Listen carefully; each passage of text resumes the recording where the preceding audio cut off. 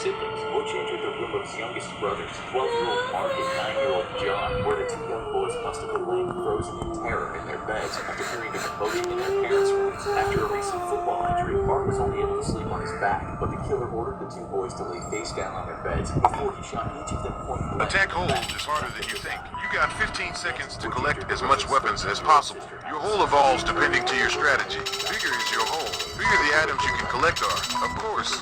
Killing her instantly and disfiguring the once beautiful young woman. Finally, Butch entered the room of his oldest sister, 18-year-old Dawn. He pressed the barrel of his gun against the back of her head and fired, killing her instantly. Once his entire family was dead, Butch discarded the evidence, including his bloody clothes, the rifle, and bullets. He then calmly took a bath in the house where his dead family's body lay, changed his clothes, and went to work as usual. Later that very same day at around 6:30 p.m., Butch turned up at a local bar where he was a regular in a panic. "You gotta help me," he reportedly shouted. "I think my mother and father are shot." Butch led a small group of men to his parents' nearby home, where they found the bodies of his parents and siblings face down in their beds, shot to death and covered in their own blood. One of the men had the good sense to call the police, who arrived and questioned Butch. After Butch mentioned that the murders might have been done by a mafia hitman and that he himself might have been the real target, police took Butch to the station for his own. There, however, his story started to fall apart. The hitman in question, Louis Bellini, had an alibi, and investigators noticed significant holes in Butch's story, including his own whereabouts during the murder. Before long, Butch broke down and confessed to having ruthlessly killed his entire family, telling investigators, "Once I started, I just couldn't stop. It went so fast." The next day, neighbors watched in shock and horror as police removed 6 bodies from the home on Ocean Avenue. The peace and quiet of their unassuming suburban neighborhood had been shattered, and the town would never quite be the same. Donald, Louise, and their murdered children were laid to rest in the nearby St. Charles Cemetery in Farmingdale, New Jersey, and Butch was charged with 6 counts of murder. At his trial, Butch didn't deny killing his family, but he still pled not guilty and mounted a defense based on insanity. Family members testified about the abusive treatment that Butch experienced at the hands of his father, Big Ron, and how it affected the fragile young man. He also claimed that he had heard voices, and that those voices told him his family was plotting against him. He said he believed that he didn't kill his parents and siblings first, but they would kill him. A psychologist for the defense backed up his claims, but the prosecution psychologist didn't buy his story. He stated for the record that Butch was a drug abuser with a history of heroin and LSD use, and that he might very well have antisocial personality disorder, but that he was entirely aware and in control of his actions during making his crimes. He was therefore responsible for his actions. The court agreed, and on November 21st, 1975, Butch was found guilty on 6 counts of second-degree murder. On December 4th, 1975, just over a year after he had callously and violently murdered his entire family, Butch DeFeo was sentenced to 6 consecutive prison terms of 25 years to life, 1 for each of his innocent murdered families. Butch was also transferred to the Sullivan Correctional Facility, a maximum security facility in Fallsburg, New York, to begin serving his sentence. While in prison, Butch gave many interviews and provided conflicting accounts of what had happened that night in the house in Amityville. He also consistently denied that he had killed his younger siblings. He applied for parole numerous times, but was denied each time, and he remained in custody until March 12th, 2021, when he died in prison. 2021? 21. Butch's arrest and conviction for the murders of the Peterson still surrounds the case to this day. Many believe that there is much more to the story than what the court case shows, and countless conspiracy theories. 2020. 21. From prison, Butch had sometimes claimed that his oldest sister died. That's almost nose than 2022.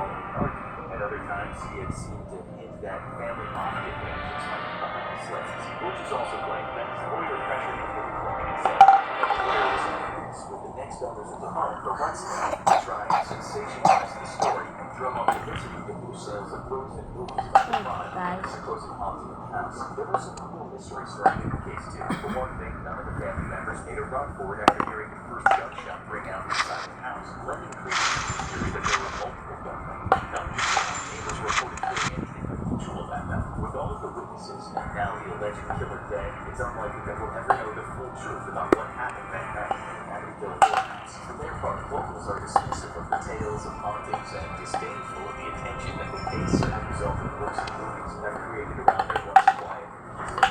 The Amityville Courthouse has sold 4 times since the murders, most recently in 2017 for $605,000, and not one of the home's owners have claimed to experience anything paranormal or unusual in the home since the Lutz's plan. Whether or not the house at 112 Ocean Avenue is haunted, the true history of the Amityville horror killer is proof that a true horror story doesn't need to be paranormal. If you thought this video was fascinating, be sure to check out our other videos like this one called Two. Daddy. You're mad. You're mad. In December 1978, Chicago police were just beginning to uncover the evidence of one of the most heinous crimes their city had ever seen, as body after body was pulled out from Building, construction building, no 6 There are two battles. dealing with America's most evil serial killer, John Wayne Gacy, also known There as should be zero had battle murdered more people today. than any one person Why? in U.S. history. At Yeah, that point. Marky. John Wayne Gacy was a Why is well-known it and Marky? well-liked figure in his suburban community north of Chicago. He owned a successful construction business, No, attended that's church not the regularly, best part and of was involved in the local Polish unit. He was married to his second wife, and Susan, a devoted stepfather to her two daughters. Through his position as a precinct captain for the Democratic Party, he had the opportunity to take photographs impersonating Roosevelt Carter in 1978, the very same year that his horrific crime series unfolded. At the time, though, Gacy was loved and admired by his neighbors, friends, Okay, me. for hosting elaborate parties for his entire neighborhood. Gacy's alter ego, Pogo the Clown, was often a feature at these parties, and neighbors recall that he seemed to enjoy dressing up in his clown costume and makeup and entertaining local children. But underneath Gacy's idyllic suburban life, he was hiding a dark past. Prior to moving to Chicago, Gacy had been living in Iowa, where he was arrested for assaulting two young men while his first wife was in the hospital giving birth to his child. He was sentenced to 10 years in prison, but after serving 18 months in jail, a now divorced Gacy was released on parole and received permission from the courts to relocate to Chicago for a fresh start. He got to prison more months than a year. Sadistic double life that Gacy had been leading for years. After telling his second wife that he was bisexual, the two divorced in 1976, and Gacy, now free to indulge his most sick and twisted fantasies, soon learned that killing was more satisfying to him than anything else, and he would spend the next several years trying to get his fix in the most horrific ways. It all started to unravel for Gacy with the disappearance of Robert Piest. On December 11, 1976, Robert's mother arrived to pick him up from his shift at the pharmacy where he worked. When his shift ended, Robert told his mother that he was going to talk to a man about a potential construction job that would pay more than double what he was making at the pharmacy. He told her it would only take a few minutes and then they could go home and enjoy his mother's birthday celebration. She waited outside the pharmacy, but Robert never came back. His panicked mother went home and returned to the pharmacy with her husband, other children, and the family's two German shepherds, but they could find no sign of Robert. The worried family then drove immediately to the police station to report their son missing. Lieutenant Kozenzak, whose son attended the same high school as Robert, took the report. One of the first calls he made was to John Wayne Gacy. Gacy's friends and neighbors may have been oblivious to his dark past, but the police were not. Not only were they aware of his past convictions, but they also received numerous complaints about Gacy in recent years. In 1975, after an employee of Gacy's construction company went missing, the man's family pleaded with police to investigate Gacy, but their pleas were ignored. In 1976, police had run surveillance on Gacy's home related to the disappearance of a 9-year-old boy, but they were unable to build a case against him. In 1977, a young man complained to the police about Gacy, alleging that Gacy had kidnapped him at gunpoint and assaulted him. Gacy was arrested and even admitted to his encounter with the young man, but he claimed that it was consensual and prosecutors declined to press charges. Police were also beginning to suspect that Gacy was behind a string of complaints about a man named John who would be cruising local parks and picking up young men, many of whom seemed to disappear after their encounter with John. Despite these incidents, Gacy had managed to stay one step ahead of the law so far, but his luck was about to run out. After Robert's family made their missing persons report, officers quickly realized that the man he had gone to see about a construction job must have been John Wayne Gacy. His construction company had just recently finished a renovation job at the family pharmacy where Robert had worked. The coincidence was too much to ignore, and this time the police seriously considered Gacy as a suspect in the disappearance of Robert Piest. Little did they know that this particular crime was just the tip of the iceberg, and they were about to uncover one of the most gruesome crime sprees in history.